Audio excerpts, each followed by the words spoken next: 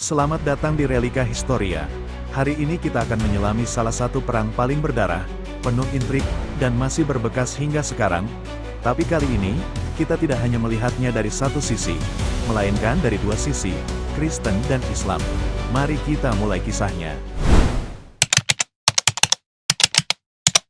Di Eropa, Paus Urbanus II menyerukan perang suci di Konsili Clermont.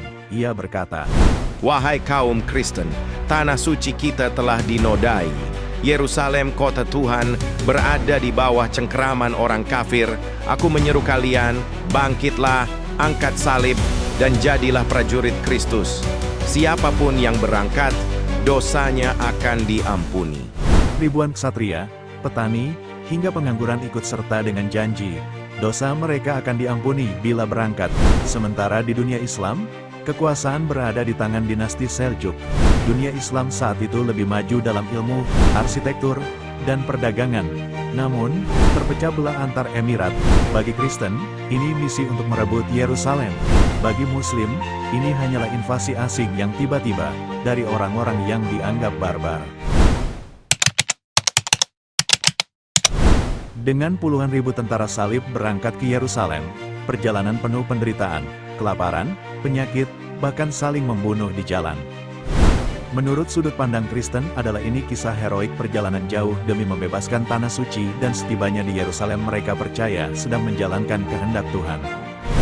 Sedangkan sudut pandang Muslim adalah pasukan asing ini tampak liar, brutal, dan sulit dipahami. Pada tahun 1097, Nisya kota penting Seljuk jatuh ke tangan tentara salib. Lalu pada tahun 1098, pengepungan panjang di Antiokhia.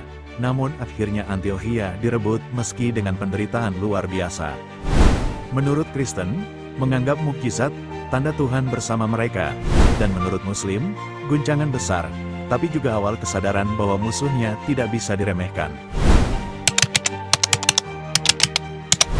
Pada Juli tahun 1099, tentara salib tiba di Yerusalem. Setelah pengepungan singkat, kota berhasil direbut. Sumber Kristen menulis ini sebagai kemenangan suci. Namun, sumber Muslim menceritakan kengerian, ribuan Muslim dan Yahudi dibantai. Masjid Al-Aqsa dipenuhi mayat. Sejarawan mencatat, darah mengalir hingga ke mata kaki. Perang salib pertama berakhir dengan kemenangan bagi Kristen, dan tragedi besar bagi Muslim. Namun, kemenangan itu hanya sementara. Sejarah menunjukkan, tanah suci akan terus diperebutkan selama ratusan tahun berikutnya. Sejarah selalu punya dua sisi. Pertanyaannya adalah, dari sisi mana kita memilih untuk melihat?